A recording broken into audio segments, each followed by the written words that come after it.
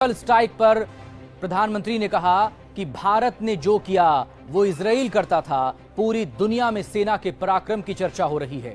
देश के हर फौजी को 100-100 सलाम। वहीं पीएम ने कांग्रेस सरकार पर भी निशाना साधा और ये कहा कि 40 साल से one rank one pension OROP की फाइलें अटकी पड़ी थी।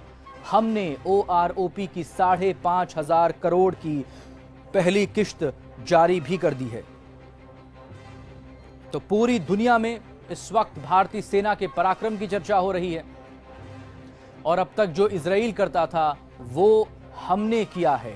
साथ ही विपक्ष पर निशाना साधते हुए कहा प्रधानमंत्री ने पूर्व की सरकार को आड़े हाथों लेते हुए कि वन रैंक वन पेंशन के मुद्दे को लेकर कोई नतीजा नहीं निकाल पाई थी सरकार, लेकिन हम जब आए तब 40 साल से जो फाइलें दबी पड़ी थी उन्हें निकाला है और पहली किश्त भी जारी कर दी है।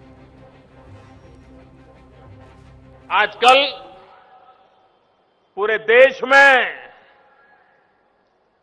हमारी सेना के पराक्रम की चर्चा हो रही है। पहले कभी हम इजराइल ने ऐसा किया सुनते थे, लेकिन देश ने देखा कि भारत की सेना भी किसी से कम नहीं है। लोगों ने पूछा मोदी जी बताइए क्या चाहिए। मैंने कहा भाई एक मुश्त तो नहीं दे पाऊंगा, क्या इसको 4 हिस्सों में टुकड़े कर दें तो चलेगा। मैं आज मेरे फौज के जवानों को नमन करता हूं, उन्होंने एक बात में मेरी बात को मान लिया और आज 4 किस्त में पहली किस्त का 5,500 करोड़ रुपया हम दे चुके हैं और किस्त भी ऐसे ही मैं दे के रहूंगा।